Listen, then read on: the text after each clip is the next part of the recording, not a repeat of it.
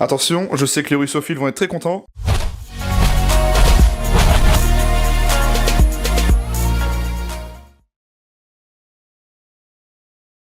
Bonjour à tous et bienvenue dans une nouvelle vidéo unboxing. Aujourd'hui, je vais avoir du boulot. J'ai 3 gros cartons qui m'attendent, alors on va commencer tout de suite. Alors, aujourd'hui, on a de la réplique et du conso qui arrive, il me semble, et quelques petits autres trucs. Alors, on va commencer avec ce carton. Comme d'hab, ça nous vient de chez Gun & Target.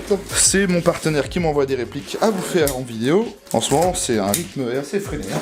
Alors, qu'est-ce qu'on a là-dedans? Donc, comme vous voyez, c'est toujours bien protégé. Du 0,28 g en Elite Force Bio. C'est moi qui ai demandé à Guillaume parce que pour mes tests, je n'avais pas beaucoup de... Du 0,25. Je disais, je n'avais pas beaucoup de billes en grammage assez lourd, alors je lui ai demandé de m'envoyer un petit peu de 0,28 pour les répliques qui demanderaient du 0,28 par exemple. Là on a une mallette. Ah ok, j'ai trouvé, c'est bon. Là les russophiles vont être très contents. Nous avons donc un PP2K Modify. On va regarder ça tout de suite. Alors déjà on peut voir que c'est emballé dans une mallette, ça c'est plutôt cool.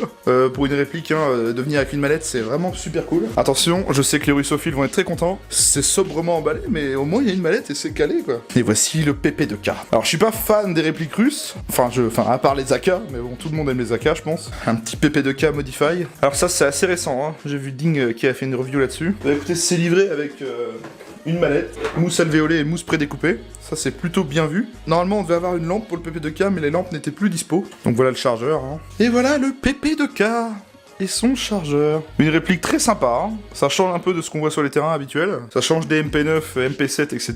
Mais là, c'est vraiment type russophile. Voilà, un PP2K.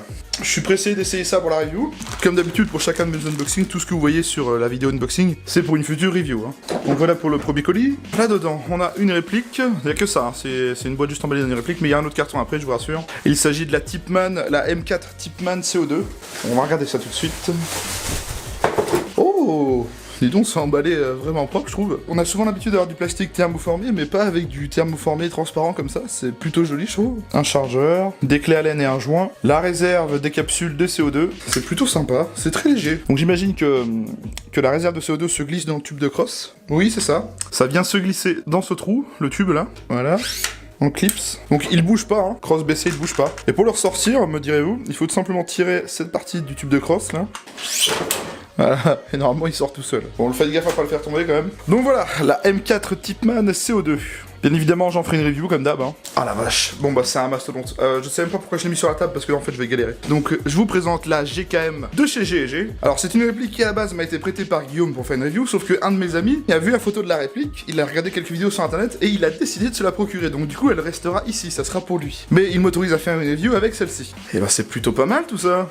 Qu'est-ce qu'on a là-dedans? Un papier du fournisseur français G&G, Columbus Sport notamment. Le manuel d'utilisation, comme d'hab chez G&G, en papier glacé, traduit en français, bien expliqué, avec des schémas, des explications. C'est très bien fait comme d'hab, hein. Ensuite, on a... Oh la vache, la texture est bizarre. On a un chargeur iCap avec molette. La peinture est granuleuse au toucher en fait, c'est bizarre. On a un garde-main. Alors vous allez me dire, pourquoi un garde-main? En fait, sur ces répliques, sur cette AKM G&G, le garde-main fait office de batterie. Je m'explique. La batterie en fait est intégrée au garde-main. Je sais que ça peut paraître un peu chiant, mais d'origine, ils vous en livrent deux. Et il faut savoir que ce sont des batteries 11.1 LiPo, et il y en a deux de fournis d'origine. C'est quand même pas déconnant, surtout près de la réplique, mais on a quand même deux garde-mains. Garde-mains qui au passage sont en bois, et non pas en plastique. On a vraiment du vrai bois, et ça c'est plutôt sympa. Comme la réplique d'ailleurs, hein. La réplique est en acier et bois, donc ça va lui donner un effet plutôt réaliste. On a un chargeur de batterie spécifique aux batteries G&G, donc fourni aussi, plutôt cool. En même temps, vu le prix de la réplique, c'est un peu normal. On a une tigette de débourrage, juste ici. Là, on a un branchement adaptateur pour les batteries. De base, d'origine, tout est prêt, tout est fourni pour jouer avec. Et on a la réplique du GKM, qui pèse plutôt son poids et qui m'a l'air très sympa. Je vais enlever la boîte. La réplique du GKM, plus officiellement un AKM G&G. Vraiment sympa, pour le coup, avec du bois, un bois verni un peu, construction en métal. Alors l'AKM, vous me direz, c'est un AK-47 pour les moins connaisseurs, sauf que l'AKM, en fait, c'est une version modernisé, d'où le nom de M dans version AKM, qui était sorti plus tard que la K47, sortie en 1947, qui elle, donc l'AKM, elle était moins chère à produire et aussi moins longue à construire. Ce qui faisait qu'on avait le droit à une AKM. Donc ça se distingue notamment par une crosse un petit peu changée de la K47, un cache-flamme au bout qui est un petit peu coupé, vu que les gaz sortent ici, pour contrôler le recul vertical, ils avaient mis le cache-flamme comme ça vers le bas, comme ça le gaz était éjecté vers le haut et contrôlait le recul vertical, pour compenser. Donc c'était plutôt bien pensé. Donc oui, ça ressemble à une AK-47, mais c'est bien un AKM. Donc là on a un AKM G&G, électrique blowback. On a ce colis là maintenant. Alors... une RK74E, de chez GG. Et on a aussi des grenades ASG Storm 360, donc une pour moi et une pour un de mes potes. Parce que la dernière fois qu'on était en Wheel Trigger, on s'est rendu compte qu'il nous manquait quelque chose, c'était une grenade. On a bien été emmerdé quand on tombait face à un bouclier. À quoi ça ressemble? Certains n'aimeront pas la couleur, moi je suis pas spécialement fan. C'était pas vraiment un choix, on va dire, nécessaire au niveau de la couleur. C'est juste qu'on voulait avoir quelque chose qui se retrouve facilement quand on la lance, et donc il me semblait bien que le vert fluo comme ça allait être très facilement repérable. Donc c'est des grenades qui projettent à 360 degrés les billes quand elles tombent sur le sol. Donc ce sont des grenades à gaz. Elles m'ont l'air plutôt robustes, en plastique assez rigide. Et donc la RK74, voyons voir. Comme la GKM, un papier de chez Columbia Sport, un set d'autocollants, ça sera pour décorer les chargeurs, vous allez voir. Un manuel GG en papier glacé, donc traduit en plusieurs langues. Donc cette RK74 est déclinée en 3 versions, la RK74 CQB, la RK74E qui est celle-ci, et la RK74T. Ça veut dire que la CQB c'est la plus courte pour le CQB comme son nom l'indique, la E c'est la moyenne, et la T c'est la version grande. Là en l'occurrence sur le papier, ici on voit bien qu'on a la version T, donc la plus grande.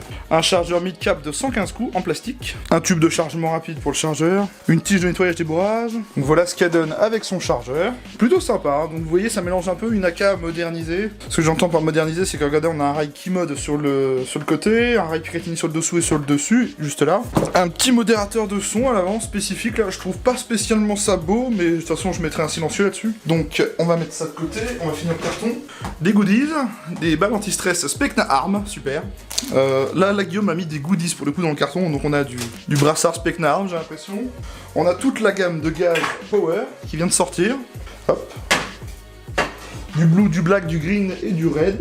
Encore des goodies Specna. On a aussi le silencieux du PP2K. Des petits patchs. Encore une bouteille de gaz et des bracelets. On a du goodies à fond dans ce carton, voilà. Donc voilà tout ce qu'on avait à déballer. Donc pour résumer, une GKM GG, une RK74E GG, une M4 Tipman CO2, le PP2K Modify, des consommables, des goodies Specna. Sur ce, merci à tous d'avoir regardé cette vidéo unboxing, j'espère que ça vous a plu. Si vous avez aimé, n'hésitez pas à mettre un petit pouce bleu et un petit commentaire ci-dessous si vous avez des questions. Quant à moi, je vous donne rendez-vous pour les prochaines vidéos review qui sortiront de chaque réplique. Sur ce, portez-vous bien et à la prochaine.